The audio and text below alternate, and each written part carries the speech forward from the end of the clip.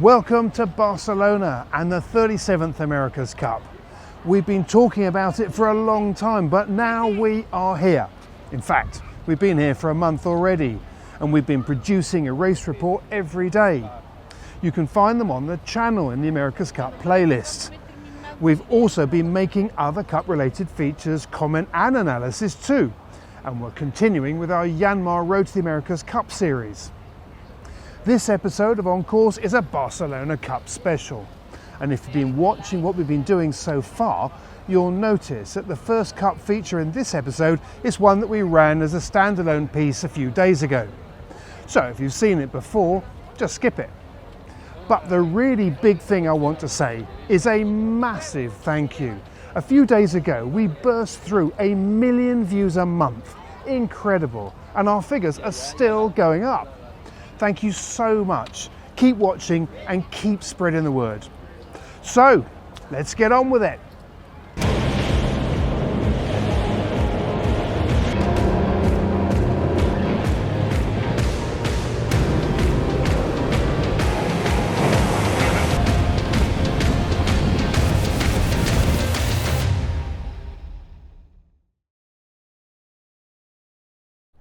3 weeks into the 37th America's Cup cycle here in Barcelona, and with 47 races completed over the course of the preliminary series and the double round robin phases, the pecking order has changed. Depending on what you'd expected, maybe not by that much. The French Orient Express racing team were the last into the Cup and the first out. Many were not that surprised, while others, and I'll add myself to the list, not only thought that they were capable of going further, but were impressed with their punchy performances. Alinghi Red Bull Racing's bounce back after losing their mast, and for the next few races their mojo, was also impressive. Others were surprising in different ways. American Magic was considered to be a force to be reckoned with going into the event. With a super slick, low drag design and more hours on the water than any other team, there was good reason. But their performance lacked consistency, which gave rise to the speculation that their recumbent cycling configuration was maybe part of the problem. Perhaps understandably, the team denies this and points more to the way in which the power is used rather than the way it's generated. Towards the end of the round robin, co-helmsman Paul Goodison suffered an injury on board that meant he was off the boat for the final couple of days racing. Again, little was said by the team other than his replacement, Lucas Calabresi, is a very experienced and capable AC75 helmsman. But once again, speculation has mounted as to what effect this has had on the team's performance. Luna Rossa Prada Pirelli went into the event as favourites and quickly demonstrated why with a string of wins. Their ability to point higher on the upwind legs while maintaining speed drew plenty of attention and looked to be one of their biggest strengths. For weeks, only the Kiwis were able to beat them, until they squared up to Ineos Britannia on the 7th of September. It was a breezy day and the British got off to a great start and dominated the race from the off. As if demonstrating that this was anything but a fluke, Ineos went out and delivered another win against the Italians on the final race of the round robin, this time in much lighter winds. This placed the British at the top of the Challenger leaderboard, handing them the advantage of being able to select their opponent in the semi-finals, along with the side of the course that they entered the first race and which race they would take. A month or so earlier, things didn't look so certain for the British team. A few days ahead of the preliminary series, as other teams were out practicing, the British boat was in the shed with its foils and arms disconnected as it underwent a 4-day work programme. This raised a few eyebrows and questions as to whether the team was doing a last-minute about turn. The assumption was that the team was switching back to an earlier set of foils. If this was the case, then surely it didn't bode well for a performance plan that you would assume was set on a path of incremental improvements. The boat didn't look that flash on the racecourse to start with either. Although they were quick downwind, upwind they were struggling through tacks and didn't seem to be able to point at times. In addition, the lack of points on the leaderboard to start with could also be traced to mistakes and unforced penalties. But midway through the round robins, things started to change, and by the end of the series, Rita looked quick upwind and down with the ability to point at will. Plus, the British starts and boat handlings were slick. So what if what was really happening was that the team had gone out to an extreme as well they could, established that they were a bridge too far, and then returned to what they knew instead? It's just a guess, and unsurprisingly the team aren't that keen on discussing details like that. But it could make sense if you think there's still enough performance to be squeezed out of modifications that may or may not be available. As I say, it's just a guess, but their current position has led British supporters daring to hope about what might be possible. Ultimate victory is certainly a long way off. Every America's Cup cycle has big bumps along the way. With such complex boats, it seems certain that reliability will dog teams at some stage. But in the meantime, if the British can make it to the finals, aside from Auckland in 2021 when they went straight from the round robins to the Prada Cup finals, this will be the first time a British team has worked its way through the knockout phase of a multi-challenger cup since 1983, when Victory faced Australia too. And we know what happened after that. And what of the defenders themselves, Emirates Team New Zealand? If there's one team that might have been holding back, I'd say it's this one. After all, they know they'll be in the cup, so what's the point in showing all they've got and smashing the opposition, assuming they can? There isn't any. But what we did see is that they looked vulnerable at times in the pre-start. Being on their own for the next 5 weeks isn't the best way to practice this, especially when the challengers are up in the stakes as their racing gets closer. All of which suggests that while the odds are that the Kiwis still have the upper hand, the margin is nothing like it was last time around. And if you think back to Auckland in 2021, they would be the first to point out that in the cup match itself, after 3 days of racing, it was 3-all. The 37th America's Cup looks set to be a great few weeks. But aside from the questions around who's in, who's out and who's up for the Cup, I know that there's a bigger question that's on your mind, and that's, should I go to the America's Cup? Well, yes, but then you'd expect me to say that, wouldn't you? If you're in Europe, it's on your doorstep. When was the last time that happened? Well, 2010 to be precise, and that really wasn't that much fun as a spectator. Before that, in Europe, it was 2007 in Valencia. That was good. San Francisco was in 2013, but it was a long hike for many and pretty expensive. And Bermuda in 2017 was more of the same. And unless you had a special permit last time, no one, bar the Kiwi locals, got to see it for real thanks to the pandemic. Plus, if you're in the Northern Hemisphere and outside Spain, it's either raining or it's blowing a gale. So you'd be better here anyway, because so far it's only rained twice. But here's why I think you should come, and here's a brief overview of what you should expect if you do. First, if you haven't seen these boats in the flesh, you really must. They are extraordinary, and whilst there's no central pit lane or dockout area, which I think is a big shame, but hey-ho, you can still see the boats being craned in and out from public areas near some of the team bases. I think the best ones are the Kiwi base, which is a public area that's open every race day. Outside Ineos Britannia, where from the grassy hill outside you can see the boat and a bit of the base. Next to the British base there's the America's Cup Experience, which is also worth a visit. Plus in the same area, Alinghi's base is right next to the Maremagnum shopping centre. This is a particularly good area to watch from, as the Swiss have brought some big bells with them, and they like to make a lot of noise when they head out, so you'll know when it's happening. They've also set up an exhibition area with their old boats and have some exhibits around it, as well as a visitor centre and a shop. If you go to the outer end of the shopping centre area, you can watch the Brits, the Swiss and the Kiwis head out. There's also the America's Cup Village, which is okay if you want to sit back, have a drink and watch the racing on a very big screen, but you're nowhere near the racing itself. On the other hand, it is where the sailors are brought from time to time to be presented on stage and do the occasional meet and greet. Plus in the evening it can be quite a fun place to be, with DJ sets, bars, food and quite a buzz. So how should you watch the racing? Depending on what you're used to paying for VIP hospitality, if at all, the Club AC37 at Port Olympic may look quite pricey, but it is a very good setup. You're as close to the racecourse area as you could get without going afloat, and you can certainly see the sailing. The food and drink is very good, and there are some expert commentators who bring the day alive. There are also screens that are showing the live broadcast.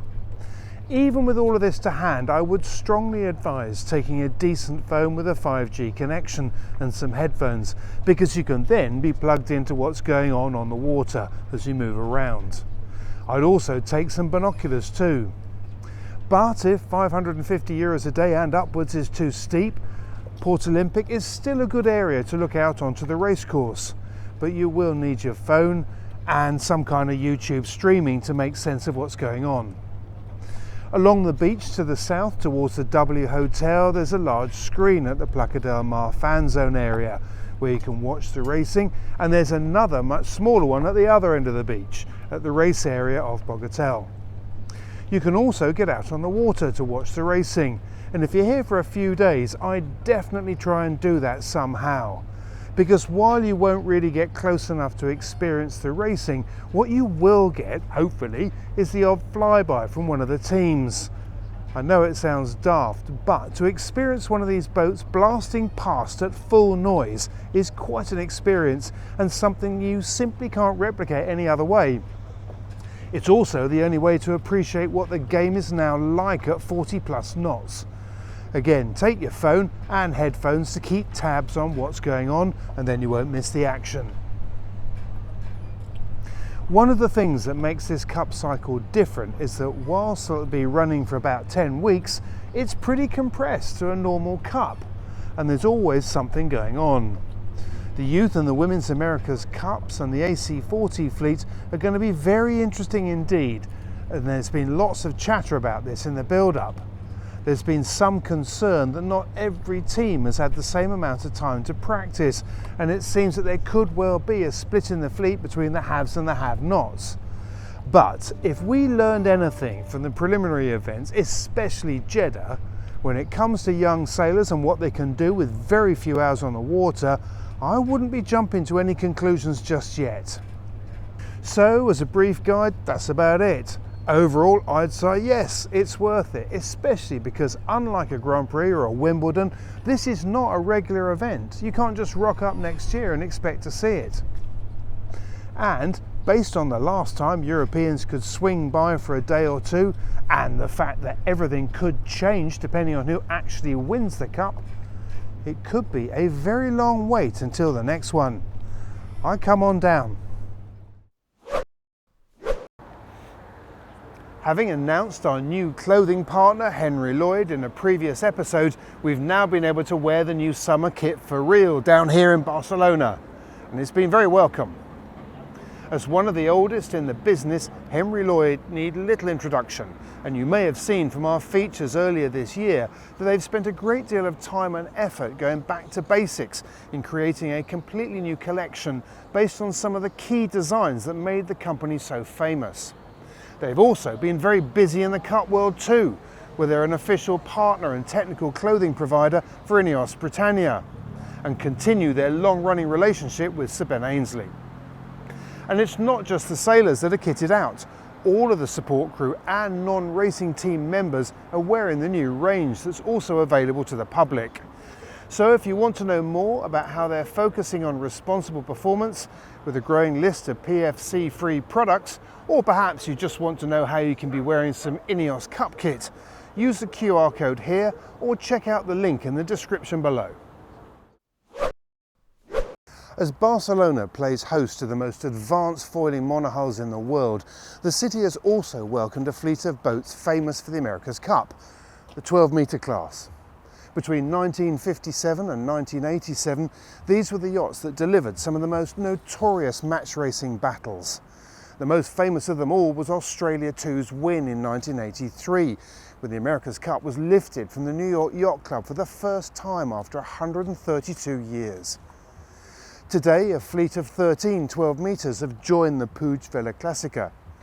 Among those in the lineup are some true classics, as well as some very famous 12-metre yachts from the 1987 America's Cup. I mean, look at these, some real classics here. Flicker, Vim. Here's one of the 12 metres from the end of the generation of the 12 metres. Kiwi Magic, a very famous boat. Janetta, Seven Seas.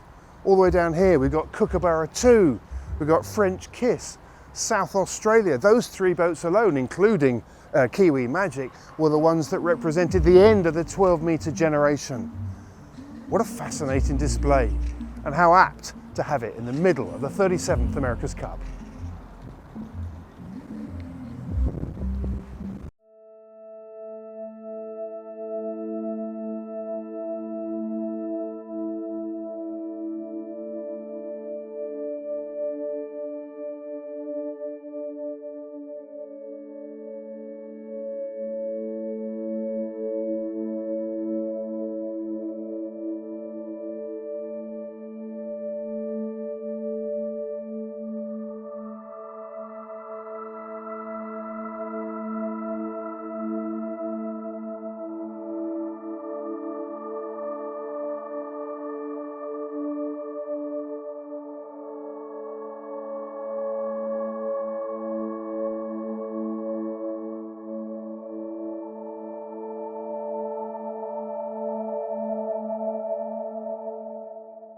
The funny thing is that back in the day, these were the state of the art for the America's Cup, but they were also a controversial class.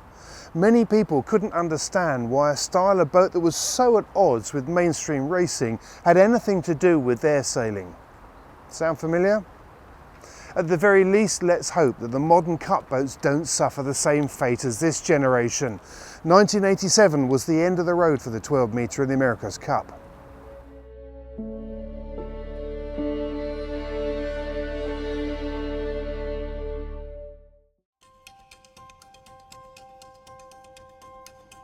Anyone who wins a regatta with a race to spare is bound to attract attention, which is precisely what happened with Bellamente when they won the Sorrento IMA Maxi Championships. Part of her secret was Doyle's new structured luff downwind sails.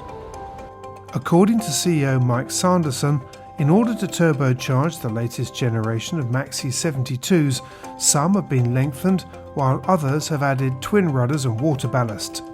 They've got lighter too, and as a result a much quicker downwind with apparent wind angles of 50 to 55 degrees. This means that spinnaker material is being asked to cope with much higher loads. Doyle's answer was to create a structured luff type shape on the leading edge before morphing it into a more conventional soft shape towards the leech. The result is a sail that has a wide performance sweet spot, which is especially good for passages around islands where apparent wind angles can change from 50 to 80 degrees.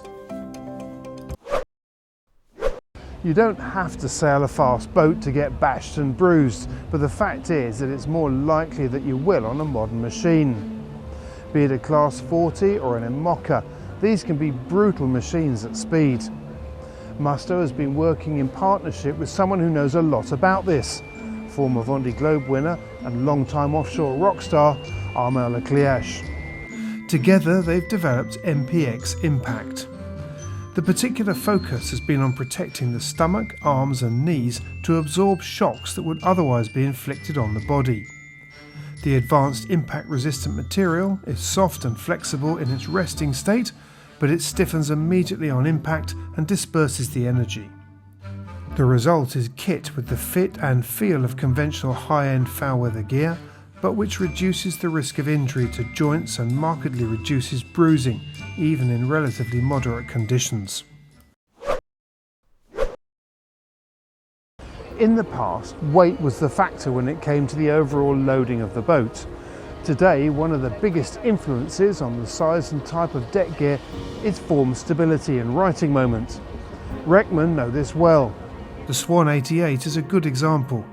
Headstay loads are around 16 tonnes, 8 tonnes for the staysail, 5 for the headsail and 3 tonnes for the staysail sheets. In fact, they're roughly double those of an original 130-foot J-class yacht that had 3 times the displacement.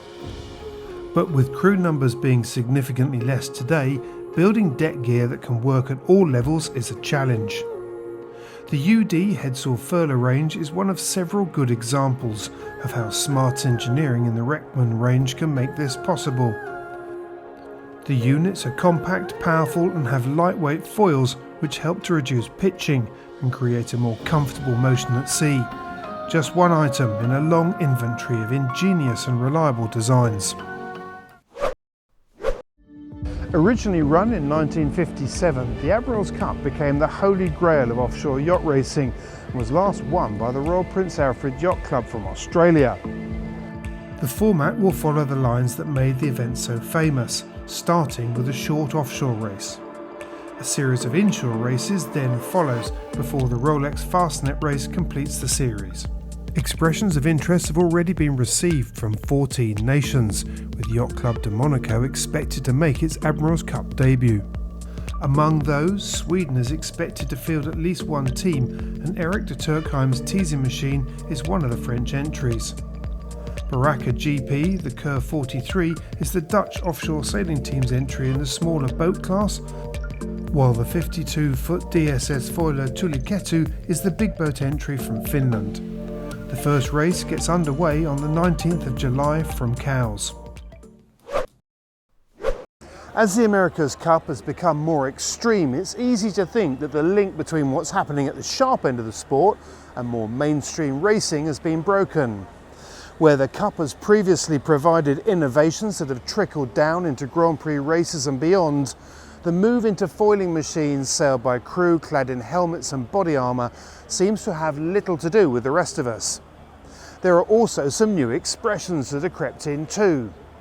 So, to find out more about how the Cup is influencing design elsewhere in the sport, as well as finding out what expressions like digital twin mean, I spoke to Southern Spa's head of global design, Dale Morris. I started by asking him what global design in his title referred to. Global design, you could refer to it more as rig analysis, not geographical context here. So we're working a lot into determining the load levels that the rigs are going to see. You could also call it global design as in opposite to local design, and how everything fits together, like how all the stays and everything attached to the spot. How much does the development in America's Cup, how much has that played a part in being able to produce this global viewpoint, this global design perspective? It's everything. I mean, our tools, the in-house tools that we use, membrane and the virtual wind tunnel, it was all developed in Cup World.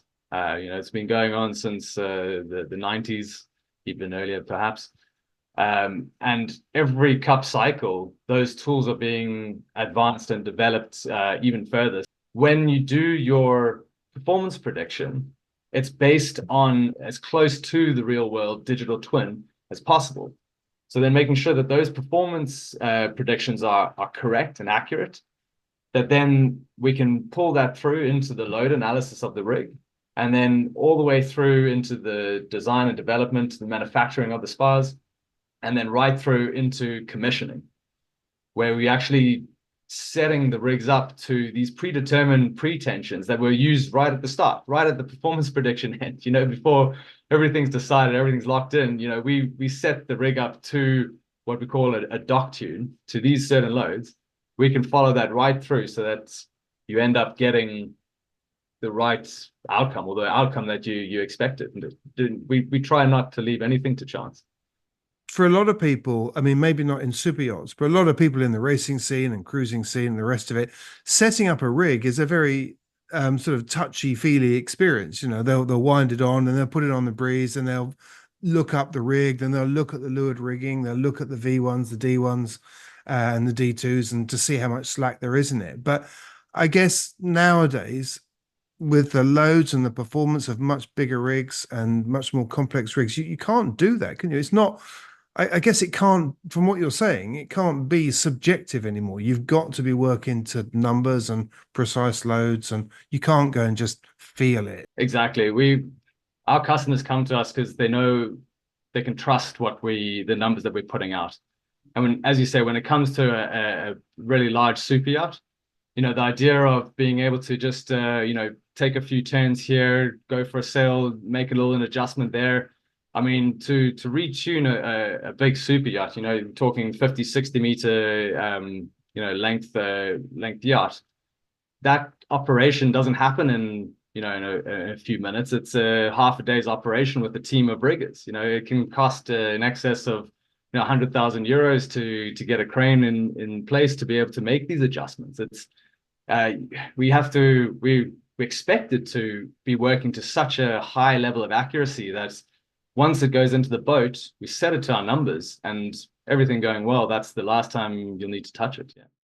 The trickle down from the cup, it's not only the tools that are actually developed for it, it's ensuring that they are validated, and the real trickle down and the real resource that we benefit in the rest of our projects that we work on is the time and effort that is taken to validate those tools on the water using the most sophisticated load monitoring possible. I mean, everything on the boat is basically you're measuring a load on that, so you can really make sure that digital twin is accurate. And that's the digital twin. Then it's a model, basically. It's a digital model of what's going on.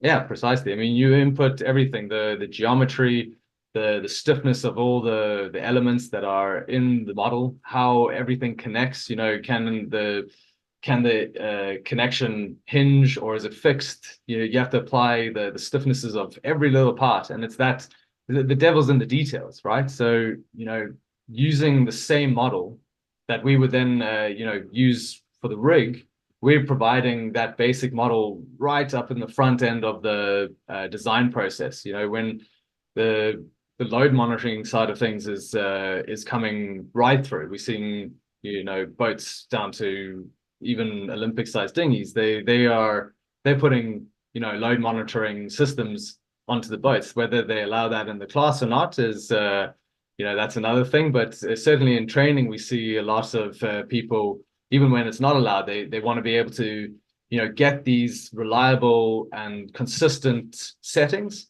and understanding the sail shape is so intrinsically linked to the load. So if you can understand the loads, you can always come back to the sail shape.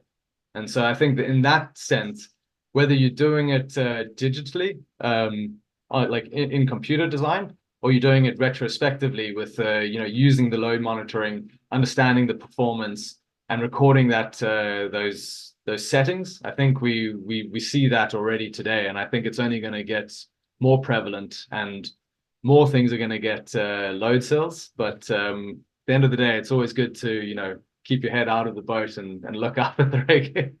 And maybe feel the rigging every now and then as well. And it always comes back to it. I mean, that's what I was going to say.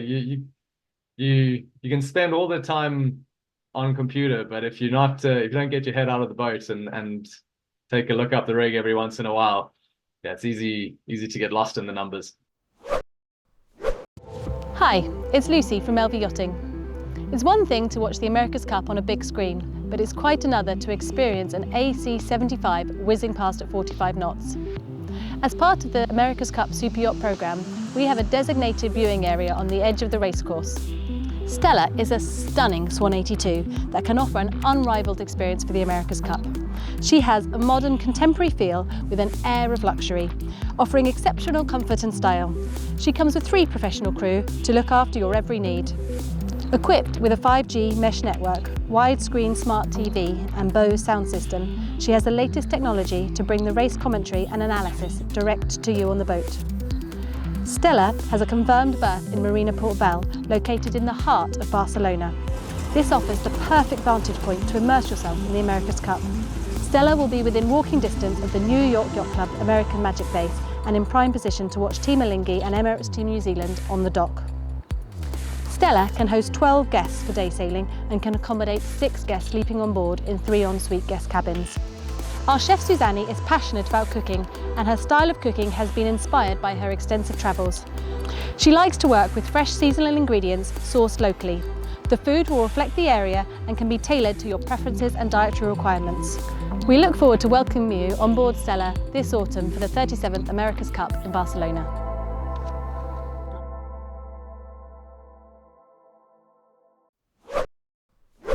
When our long-time friends and supporters Spinlock came to us and said that they were running a raffle, we were very happy to help.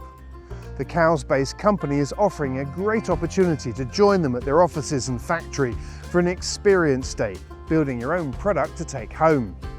It's all in support of the Ellen MacArthur Cancer Trust, the charity that gives children in remission from illness the chance to experience sailing and adventure. It's a truly remarkable charity that has changed lives. The raffle is for 2 people for a day at Spinlock, where you'll get a tour of the headquarters and production, join the design team for live product testing, and take home £750 of Spinlock kit. Tickets are £10 each, and all proceeds go to the Ellen MacArthur Cancer Trust. You can find full details of the raffle here using either the QR code or, if you're watching on YouTube, in the description below. Good luck and thanks. Once again, and as always, thank you so much for watching. Make sure you subscribe to us, it's free and it makes a big difference to what we can do on the channel. Hit the notification bell to stay up to date with new content. We're also on Facebook, Instagram, and of course our website. We're going to be here until October when the winner is decided, and we're going to be continuing to create stories, content and analysis for what promises to be an outstanding event. In the meantime, stay safe, stay well, till next time.